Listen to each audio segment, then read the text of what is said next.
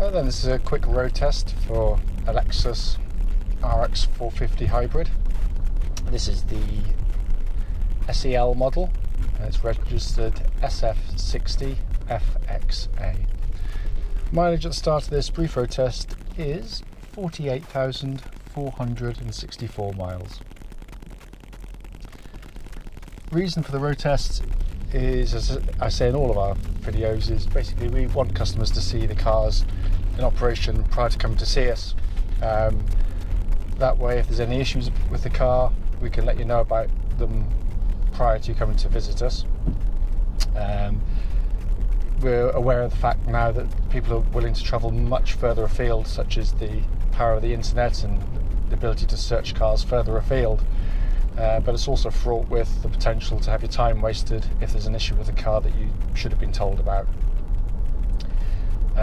The road test is also done on exactly the same road test route as any prospective buyer might go on should they wish to purchase the car. So I'd hope would be representative of what you'd feel yourself. Brief background to this car. This is a car both myself and my wife have been driving for the last month or two. It's our third RX 450. We've had many RX 400s prior to it as well, so we're very much converts to the concept of what these things are all about. And it also gives me a very good position. I'm in a very good position to give you good feedback, hopefully, on the car and this particular one as well.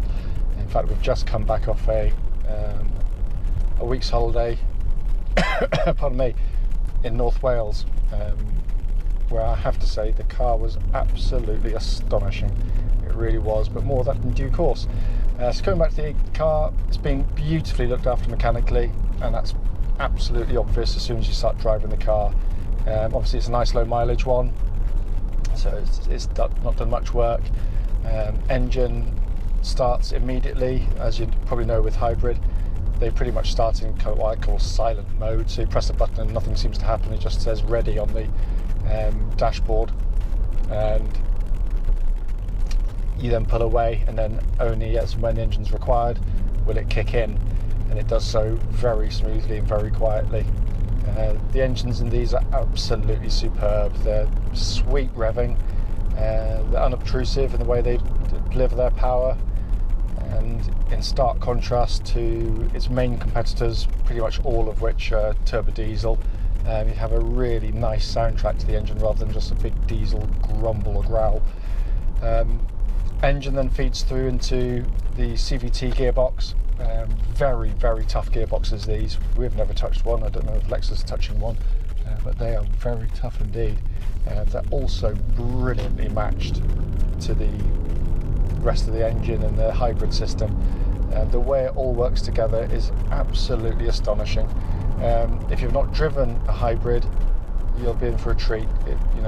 I get blasé because I'm driving them day in, day out now, but there's a real seamlessness to the way they deliver their power. You put your foot down, engine growls, revs pick up, and then the car kind of catches up with it. So if I put my foot down now, hear the engine, and it just catches up with it. It's the most kind of bizarre sensation, but it's completely addictive. It's so smooth in the way it does it, that there's no gear change, there's no sudden jolts, there's no kick down, there's nothing like that. It's just a brilliantly engineered car. Also worth pointing out, on the trip that we did, which was, I guess, I don't know, it must have been well over 1,000 miles in total, we averaged nearly 35 miles to the gallon, and that was going up and down mountainous roads, lots of motorway driving, and then some nice A and B road driving. Same trip done previous years in its competitors' cars. I've been lucky to get 30, really lucky as well. So don't believe necessarily laboratory figures. It's actually driving on the road that gives you the true economy in these cars. But engine, gearbox, absolutely perfect. Steering's light, positive, accurate, absolutely tracks bullet straight. There's no vibrations coming back through the steering, and it's very, very precise, really nicely weighted for a car of its type. And obviously, because we've got the air suspension that keeps the car on an even keel, but also gives you a very, very comfortable ride. There's no clonks or bangs going over the bumps here. It's very, very, very, very comfortable. Obviously what I'm doing on the test drive is just listening out for anything that's sort of maybe untoward, but I can't feel anything, and I've not experienced anything whilst driving the vehicle at all. But they are wonderful, wonderful cars. Brakes are rock solid, lovely, positive, powerful brakes. There's no pulsing, no vibrations when you hit the brake pedal. Pulls straight and true, and I had to jam the brakes on when some suicidal sheep decided to jump out in front of me with the family on board, and it pulled up on a sixpence. It was really, really, really impressive, actually, just how powerful they are. But they're all in, very, very good order. Pardon me, I've got part of the fun of going to North Wales is picking up a lovely cold, so if I start croaking and coughing halfway through, apologise.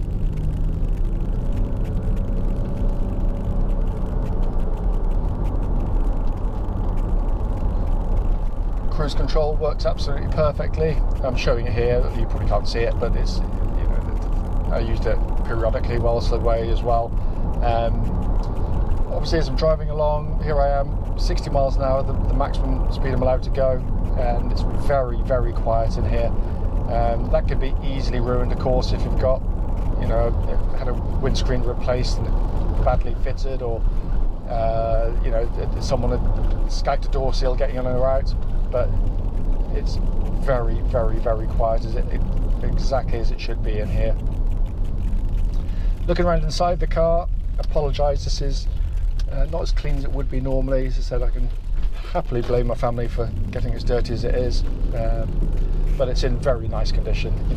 Apart from just a clean, all the plastics in really good order. There's there's no squeaks, there's no rattles, there's nothing. The build quality of these things is incredible, absolutely incredible. Lexus really, really have mastered this.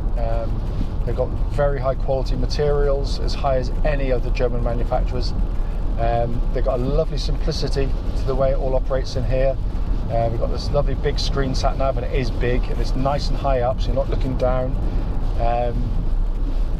Obviously that changes into a rear view park camera as soon as you select reverse gear. Being an SEL, of course, we've got the Mark Levinson stereo in here, and the sound quality is brilliant, absolutely brilliant. So if you like your music, like it loud without distortion, it's a fantastic unit. So it's in the middle of some tropical storm at the moment, so hopefully you can still hear me. All switch gears in perfect order, everything works exactly as it should. Quality of the switch gear is quite brilliant, it really is. I mean, they really do these things fantastically well. Now, to be brutally honest with you, when I got my first 450 and I had to use this mouse thing, I wasn't actually over-endeared by it. I'm a complete dinosaur with these kinds of things. Now I've used it and used it a lot, I can see the benefits of it, and I can see some nice features with it as well. Pressing the menu button, you can scroll through various different functions. You've got your info there. You've got enter buttons on either side of the pad here, which is quite nice. But it's just really easy, it's intuitive to use, and what's nice about it is the mouse itself isn't oversensitive, so it's nicely damped. So if you're going over a bumpy road or a car sort of lurches whilst going around the corner, it doesn't flicker like mad. They've really put a lot of thought into it, and as I said, it works very, very well indeed.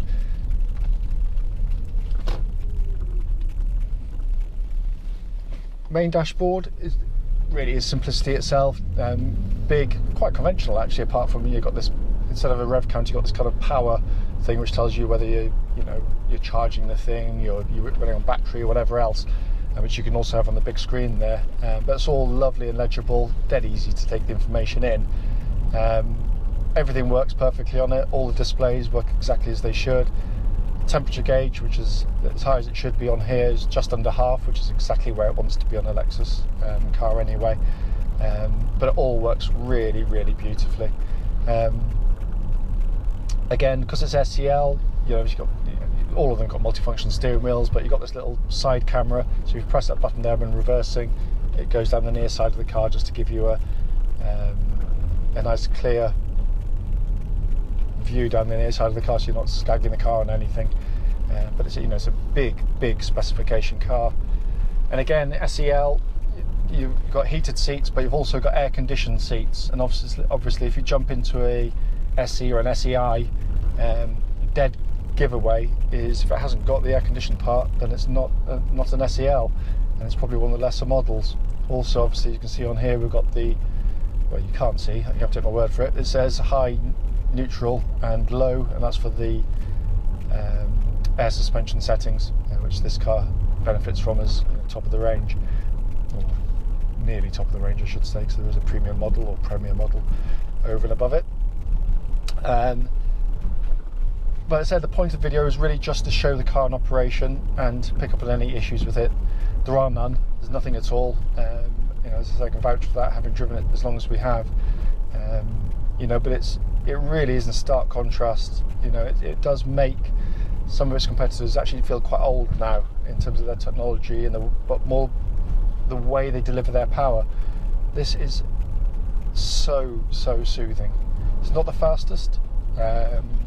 It's not probably the best at anything, I guess. It might be, I don't know, but what it is nearly top of the class for everything. But what it is top of the class for by country mile is reliability. They are massively more reliable than its competitors, mostly by dint of the fact that it's not turbo diesel, and we all know the issues that they're suffering from.